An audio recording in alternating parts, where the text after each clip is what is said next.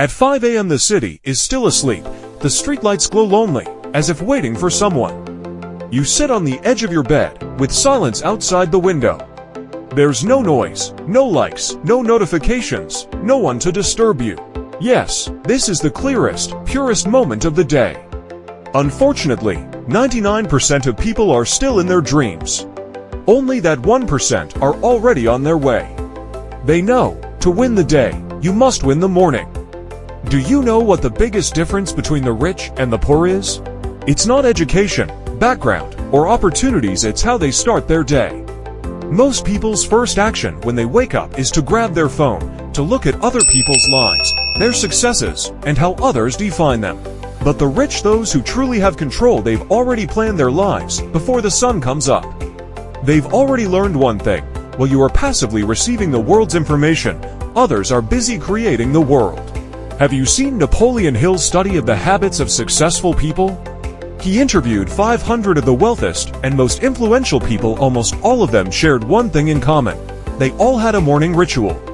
They didn't allow their mornings to be wasted. They didn't give their first thoughts to the outside world. They didn't wait for inspiration, they created their own rhythm. This isn't just motivational talk. It's a reality you can verify. People who wake up before 6 a.m. generally earn more than those who sleep until 9 a.m. Why? Because they understand that true control doesn't come from work-related exploitation, but from the reconstruction of inner order. True freedom isn't about escaping pressure. It's about having self-dialogue in the undisturbed peace of the early morning. Before running for president, Abraham Lincoln woke up at 4 a.m. to read and write. Howard Schultz, when founding Starbucks, woke up at 5 a.m. to visit stores and study customers. Even Kobe, an athlete who relied on his body, said, when you start training at 4 a.m., you've already won the day, win a week ahead, win a year ahead. The morning is the battleground for winners. It's not for lazing around, it's for climbing to the top. Have you ever had moments when you wanted to change, to get stronger, to stop feeling like your life is out of control? But every time the evening comes, you're too tired, you compromise, and say I'll do it tomorrow. The problem is, if you don't change how you start your mornings, your life will always be managed by compromise. Morning is the first promise you make to yourself. If you can't even take control of the quietest time of your day, how can you expect to control yourself in the most chaotic times? Imagine a morning, waking up at 5 a.m., splashing cold water on your face, not touching your phone, not scrolling through social media, but sitting down, opening a book, and writing down the 3 most important things for the day. Not your work schedule, but what kind of person you want to become. You're not writing a plan, you're anchoring your direction. The rich don't just become disciplined because they have money. They made the decision when they had nothing, to start from the morning, living their lives like an army. It's not that your life isn't good enough. It's that your mornings are too casual. It's not that you don't have time. It's that you've never truly started your day. You treat waking up like a routine, while others treat the morning as the call to the battlefield. You seem to have the same 24 hours, but at 5 a.m. they've already left you far behind. It's not that they are smarter, it's that they understand. The most important capital in life isn't money or resources, it's your state. And the source of your state is the first hour of the morning. Sadly, most people may be awake, but they are still sleeping. They are trapped by their bed sheets, the laziness of yesterday, and defined by past failures. They think they have no choice, but they've never tried to make one. They don't understand. It's not the alarm clock that wakes the rich. It's their belief, their thirst for life, and a kind of anger at mediocrity. And you, have you ever tried waking up early? Not the kind of early forced by work, but the kind that comes from your soul. The kind where it's still dark, but your heart is already on fire. It's a completely new experience. The whole world is quiet, and it's just you and your goals in a conversation. You write down your dreams, you train your body, you clear your mind, and you stand in front of the mirror, telling yourself, I haven't reached my peak yet, I'm just getting started. It's in this moment that you break up with the old you. Don't underestimate this decision. Life's turning points aren't those grand events, but those seemingly ordinary choices. Wake up at 5 a.m. or sleep another half hour. Sit down to write a journal or scroll through your phone. Practice English or watch an episode of a series. You might think these don't matter, but life is built on these small repetitions. Carnegie said, "A habit is not what you do, it's who you become, and the most fundamental habit is shaped in the morning." You must wake up your soul before the sun rises. Because the day belongs to the world, but the morning belongs to you. The world will give you tasks, pressure, problems, opinions, rejections. But the morning won't. The morning is the only time you can control. If you can't master yourself during this time, you'll be dragged by others the rest of the day. So, true belief isn't a dream spoken aloud. It's whether you continue to strive when no one is watching. Look at all the top people. They share a similar belief. They don't rely on motivation. They rely on discipline. They know that motivation is just excitement's bubble, but discipline is the hoof that marches through the mud. They know that starting only when they feel like it is always too late. They don't do things to feel good. They do them because they feel good after doing them. This is the power of belief.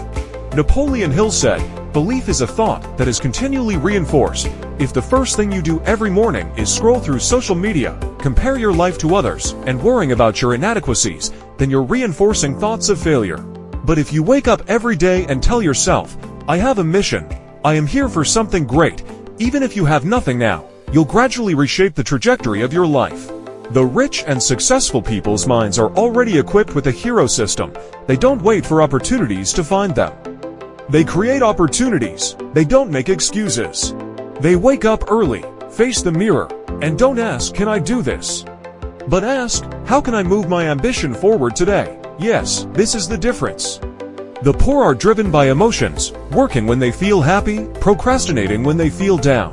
The rich guide their emotions with actions. They work out even when they feel out of shape, write even when they lack inspiration, think even when they're stressed.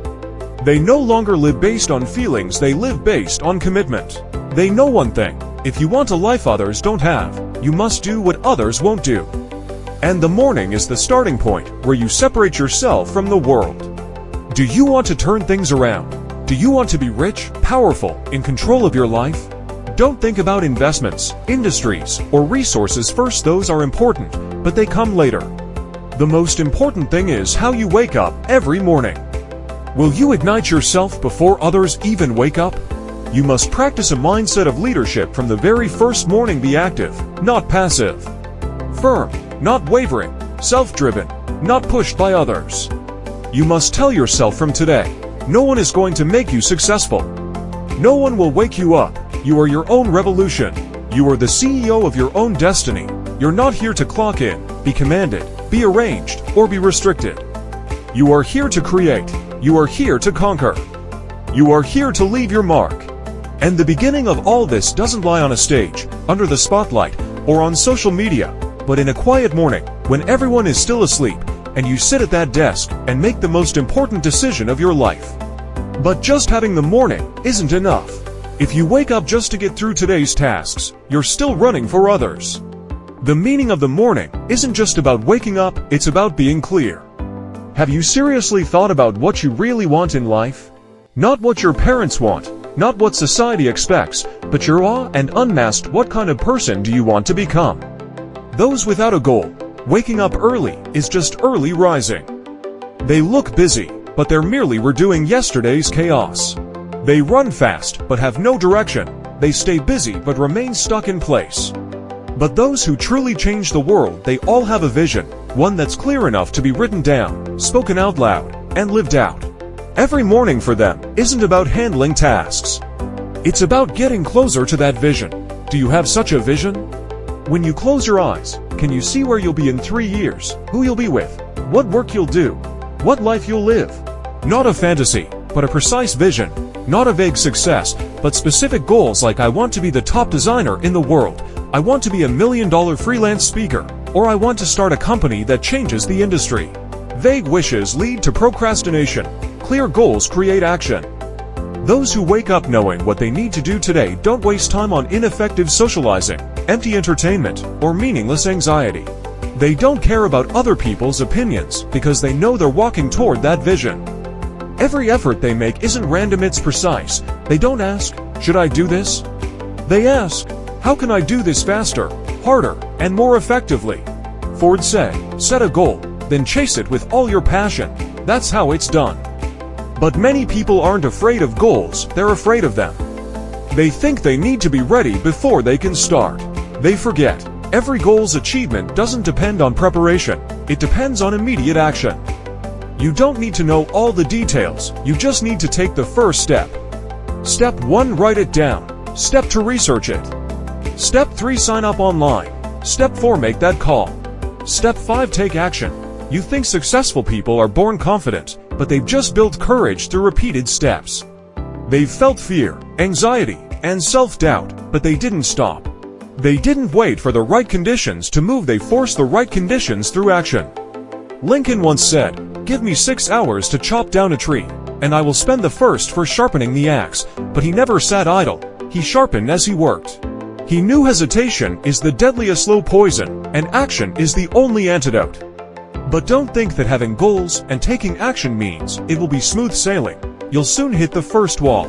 Pressure, procrastination, mistakes, rejection, ridicule, self-doubt, all of them will come. Like a storm, sometimes even you will ask, "Did I get this wrong? Am I even capable?" At this moment, your ability to handle stress will be the real deciding factor of your fate. Anyone can work hard when the conditions are good, but only a few can keep going when the situation is the worst. Like Edison, who failed 10,000 times while inventing the light bulb.